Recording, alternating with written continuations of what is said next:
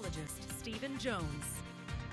Well, starting off with the time lapse, looking off towards the west, you can see a lot more sunshine than we were originally expecting this afternoon, because we had all that rain much earlier today, just drained all that energy from the atmosphere. Of course, that little bit of cloud cover off towards the west, making for a beautiful sunset this night at about 8:45 p.m. Of course, looking at those rainfall estimates as well, from the past 24 hours, there was a lot of rain that came down there in Schleicher and Sutton counties. You can see over 4.5 inches for both El Dorado and even over 4 3/4 inches there in Sonora.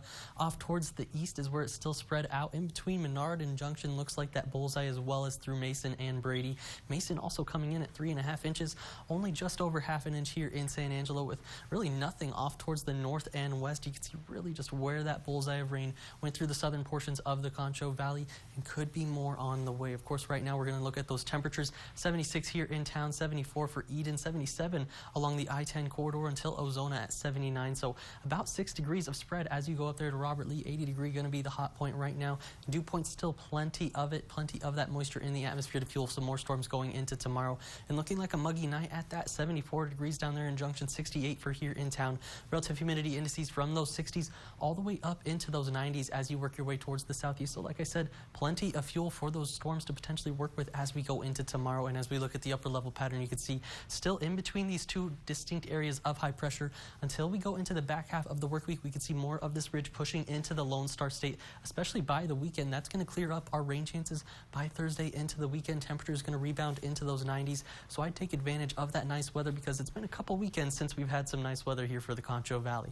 For the national satellite right now, you can see this big line going from the Lone Star State up through the Great Lakes, I should say, up there, that big line. Most of the convection we've been seeing, the strongest of it at least off towards the west there in New Mexico, as well as East Texas, now starting to move more into Louisiana and Arkansas. A little bit of resurgence, it looks like they're near Eagle Pass. So let's take a look at the radar, see what we're seeing out there right now. You can see those storms moving into Louisiana and Arkansas. And yeah, over by Eagle Pass, looks like a couple thunderstorms trying to take off there down towards the south, and the rest of that activity off towards the border of the United States and Mexico there near New Mexico and Mexico. And as we zoom in on the San Angelo radar, not too much out there. We had some storms off closer to Rock Springs, even towards Valverde County down there, starting to move their way off towards the west. Luckily not working in as we go through the overnight hours, but as we look at that futurecast, you can see this is what we're looking at for tomorrow. This wasn't exactly there earlier today, but where we saw that rain last night, could be another round of it on the way tomorrow. So I'm keeping my eye pretty close on that. About 1 to 2 p.m. kicking off, 3 to 4 or 5 p.m. still holding on a little bit of that activity, especially in our southeastern counties. So we're going to see how much of this rain falls, and if this comes true, hopefully we start to see a little bit of a break. I know we could all use a dry out as we go through these next few days, but even into Tuesday, still could see some more of that isolated to scattered activity on the radar as we push into some of those afternoon thunderstorm activities. For tonight, of course, calm and humid. Luckily going to avoid that rain tonight, about 71 or 70 degrees. A humid night at that, with winds out of the south 5 to 10 miles an hour tomorrow.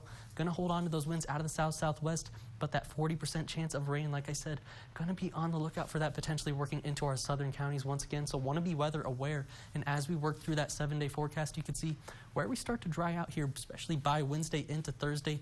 91 degrees, 92 there by Thursday. And take a look, by the time we're heading into the weekend, that high pressure really moves in. 94 for Friday, even up towards 95 and 6 by Saturday to Sunday. So like I said, make sure to get out there and enjoy it as we head into next weekend.